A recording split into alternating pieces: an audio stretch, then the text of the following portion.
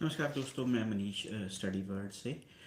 Students जो plus two कर चुके हैं और जिनका गैप है और जो कनाडा अप्लाई करना चाहते हैं, तो उनके लिए ये वीडियो बहुत इंपॉर्टेंट है। खासकर अगर आप जैसे 23 पास आउट है या 22 पास आउट्स हो, तो इतना कोई मैटर नहीं है, क्योंकि 22 पास आउट्स 23 पास आउट्स को बिना गैप एक्सप्लेनेशन के फाइल लगाई जा सकती है कनाडा की, तो उसमें इतना कोई मैटर नहीं है।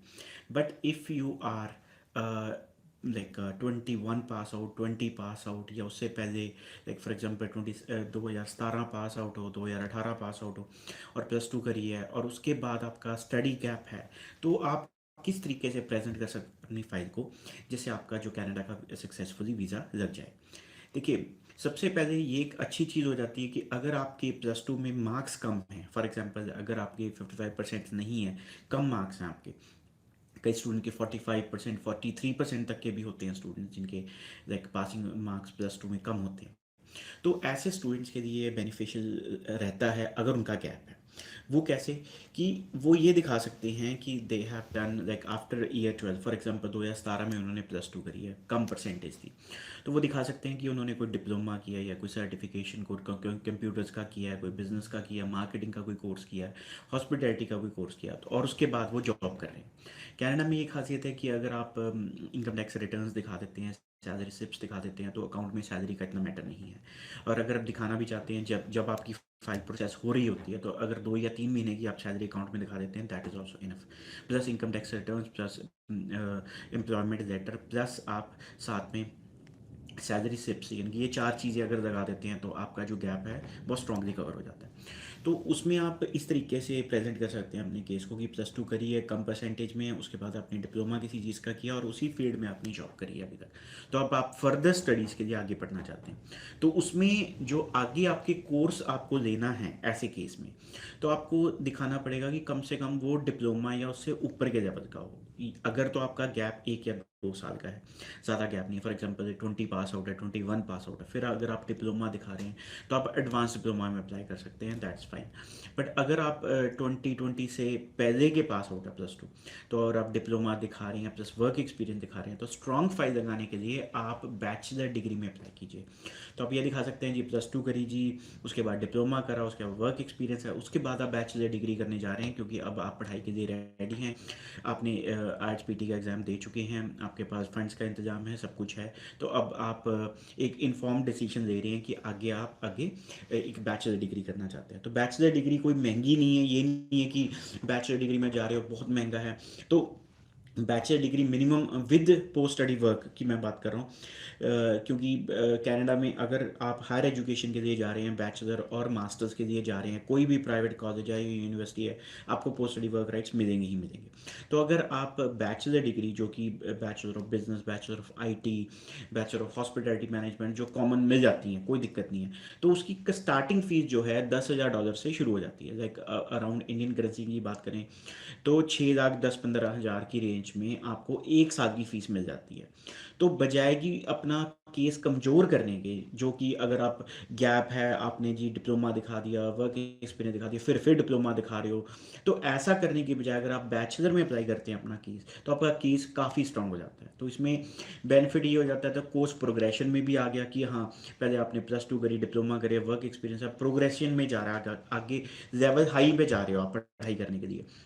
दूसरी बात, कोर्स रेलेवेंट भी हो गया, जो भी आपने डिप्लोमा या वर्क एक्सपीरियंस दिखा रहे हैं, उसी बेस पे अगर आप बैचलर दिखाते हैं कि उसी फील्ड में बैचलर करने जा रहे हैं, तो कोर्स रेलेवेंसी में आ गया। तो ये दो चीज़ें जो बहुत इंपॉर्टेंट होती हैं, कि एक तो कोर्स रेलेवेंट होने चाहिए, कोर्स प्रोग्रेशन होना चाहिए।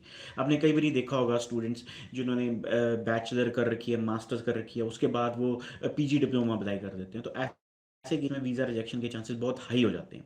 ये नहीं है कि वीज़ा नहीं आते, बट रिजेक्शन रेट बहुत ज़्यादा हाई होता है ऐसे केसेस में, अगर आप मास्टर्स के बाद PG डिप्लोमा ले रहे हैं। तो वो चीज़ है कि प्रोग्रेशन दिखानी ज़रूरी है। तो मास्टर्स के बाद अगर बच्चा फर्दर मास्टर्स ले रहा है, तो बहुत अच्छी बात है, या फिर वो मास्टर्स हाइड करके PG डिप्लोमा ले रहे हैं, तो भी अच्छी बात है। बट मास्टर्स के बाद PG डिप्लोमा लेना like most of the circumstances में ज़्यादा सूटेबल और ज़्यादा रिकमेंडेड नहीं रहता। तो ये चीज़ें ध्यान देनी ज़रूरी हैं। और फॉर एग्जांपल अगर आपका जो +2 है आपकी 20 पास आउट हो, अगर आप 21 पास आउट हो, तो सिर्फ अगर आप एक डिप्लोमा या 1 डेढ़ साल का कोई डिप्लोमा दिखा देते हैं कि किसी चीज़ में आपने किया, उसके बाद आप बैचलर में अप्लाई कर रहे हैं या एडवांस डिप्लोमा पे अप्लाई कर रहे हैं, तो वो भी सूटेबल है, तो उसमें सूटेबिलिटी बनेगी। बट एक चीज़ का ध्यान रखें कि जैसे वर्क एक्सपीरियंस का तो मैंने आपको बताया कि जैसे 2 या 3 महीने की सैलरी आप अकाउंट में दिखाइए, प्लस इनकम टैक्स रिटर्न्स जो बन जाती हैं तो वो आप बना सकते हैं, प्लस सैलरी स्लिप्स आप दिखा सकते हो, वर्क एक्सपीरियंस लेटर, 4 चीज़ें आपको दिखानी ज़रूरी है।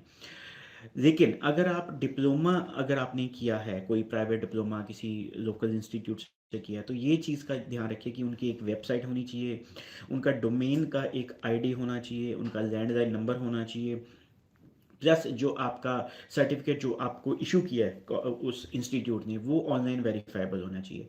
प्लस इसके अलावा वो इंस्टीट्यूट गूगल पे सर्च मारने पे मिलता हो, तो ये नहीं है कि अगर आप सर्च करेंगे गूगल पे तो वो दिखता ही नहीं है, कोई एग्जिस्ट नहीं दिख रहा, उसका कोई डिटेल नहीं आ रही, तो ये चीज़ें आपको मिनिमम ध्यान देने की ज़रूरत है। हम भी ये चीज़ का ध्यान रखते हैं कि जो भी अगर हमारे पास कोई क्लाइंट डिप्लोमा लेकर आता है या फिर कोई गैप कवर कर रहे हैं किसी तरीके से, तो हम इस चीज़ का ध्यान रखते हैं कि जो कंपनी है वो भी एग्जिस्ट करती हो, और जो वर्क एक्सपीरियंस जो दिखाया है उस वो सारा का सारा लाइक उसका लेवल रीजनेबल बनता हो। तो ये नहीं है कि +2 करी है बच्चे ने जी, उसने दिखा दिया जी कि मैंने होटल मैनेजमेंट का कोई डिप्लोमा किया 1 साल का, उसके बाद दिखा रहा है जी मैं तो मैनेजर का काम करता हूँ, नहीं ऐसा नहीं है। तो +2 अगर करने के बाद, डिप्लोमा करने के बाद अगर आप कोई बेसिक जॉब दिखा रहे हैं तो मेक सेंस। तो आप ये दिखा सकते हैं कि आगे आप जो बैचलर की पढ़ाई करने जाना चाहते हैं या कुछ भी करना जाना चाहते हैं, तो उसको वो करने के बाद आपको बेनिफिट ये मिलेगा कि आप मैनेजर की पोजीशन मिल जाएगी आपको वापस आने पे।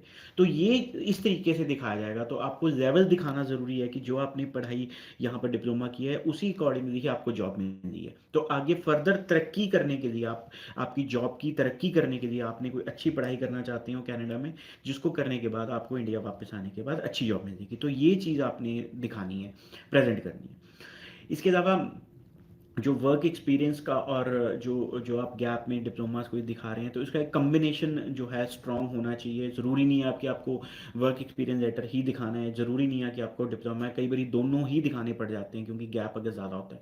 तो ये चीज़ें का ध्यान रखिए। अगर आपको कोई कहता है कोई ज़रूरत नहीं है गैप दिखाने की, ये भी गलत बात है। या आपको कोई दिखाते हैं जी +2 आपने फॉर एग्जाम्पल कॉमर्स में करी है, तो आपको कह दिया जी 1 साल का डिप्लोमा कवर करने के लिए या कंप्यूटर का डिप्लोमा लगा लो। तो कंप्यूटर का डिप्लोमा अगर तो आप ऐसा कुछ दिखा रहे हैं कि जी वर्ड, एक्सेल, पावर पॉइंट और बेसिक कंप्यूटर स्किल्स सीख रहे हैं, तो वो तो चलो ठीक है, 5-6 महीने का अगर कोई दिखा रहे हैं ठीक है। अगर आप ये दिखा रहे हैं diploma of IT, diploma computer application दिखा रहे हैं जिसमें आईटी की प्रोग्रामिंग, C++, जावा वगैरह, फोटोशॉप, आप ऐसी चीज़ें सीख रहे हैं, तो ये चीज़ें सूटेबल नहीं है क्योंकि +2 आपने कॉमर्स में करी है, उसके बाद अगर डिप्लोमा इस चीज़ का दिखा रहे हैं तो इसका मतलब आप आईटी फील्ड में आ गए। तो अगर उसके बाद अगर आपने आगे फर्दर पढ़ाई देनी है, या तो आप आईटी रिलेटेड लीजिए। बट अगर आप गैप कवर करने के लिए डिप्लोमा जो आप दिखा रहे हैं वो आईटी का दिखा रहे हैं, तो दैट इज़ रॉन्ग। इसमें आपका वीज़ा जो है रिजेक्शन के काफ़ी चांसेस बन जाते हैं कि +2 कॉमर्स में उसमें आप आईटी की पढ़ाई करिए, उसके बाद फिर आप कॉमर्स में आगे, इसकी बजाय आप डिप्लोमा कोई बिजनेस का दिखाते हैं, वो ज़्यादा अच्छी बात है, या बेसिक कंप्यूटर स्किल्स का आप दिखा सकते हैं। तो काफ़ी चीज़ें बारीकी में देखनी ज़रूरी होती हैं। स्टेटमेंट ऑफ पर्पस उसी तरीके से बनती है कि आपने जो आगे पढ़ाई करने जाना चाहते हैं कनाडा में, उसमें वो करने से आपको क्या बेनिफिट मिलेगा जॉब में, और आपके करियर में, आपकी पोजीशन में, आपकी सैलरी में, जब आप कनाडा से इंडिया वापस आते हो, तो आपको ये तो दिखाना पड़ेगा कि आप वापस आओगे। तो वो कवर करने के लिए आपको तो एक स्ट्रॉन्ग एसओपी चाहिए, उसके लिए ये सारे जो डॉक्यूमेंटेशन है वो स्ट्रॉन्ग चाहिए। प्लस जैसे आपने देखा है काफ़ी केसेस में ये रिजेक्शन लेटर में लिख के आता है कि आप कनाडा से वापस नहीं आओगे। तो ये चीज़ का मैटर बहुत स्ट्रांग रहता है कि अगर आप ये सारे डॉक्यूमेंटेशन गैप को लेके, वर्क एक्सपीरियंसेस को लेके, कोर्स प्रोग्रेशन, कोर्स जो रेलेवेंसी को लेके, स्टेटमेंट पर्पस अगर आप स्ट्रॉन्ग नहीं बनाओगे तो वीज़ा रिजेक्शन रेट हाई रहेगा। इसके अलावा जो और डॉक्यूमेंट साथ में आपको लगाने ज़रूरी रहते हैं, दैट इज़ इनकम, कम से कम 15 से 20 लाख की आप इनकम दिखाइए। अगर कुछ फंड्स दिखा सकते हैं वो ज़रूर दिखाइए। प्लस सीए रिपोर्ट कि आपकी फैमिली के क्या एसेट्स एंड लायबिलिटीज़ हैं, कोई cash in hand, jewellery, property, bank balance, कोई लैंड है, कोई और प्रॉपर्टीज़ आपकी हैं, तो वो सारी चीज़ें आपको दिखानी ज़रूरी है। तो फाइल जो है प्रॉपर भर के लगाइए। कोई ये नहीं है कि मिनिमम डॉक्यूमेंटेशन पे कभी फाइल मत लगाओ, मैक्सिमम डॉक्यूमेंटेशन पे फाइल लगाओ, क्योंकि फाइल भी आपकी लगनी है और वीज़ा भी आपका आना है और कनाडा भी आपने जाना है, इसलिए कम से कम डॉक्यूमेंट्स पे फाइल नहीं लगानी चाहिए। मैक्सिमम टू मैक्सिमम डॉक्यूमेंटेशन लगा के फाइल आनी चाहिए।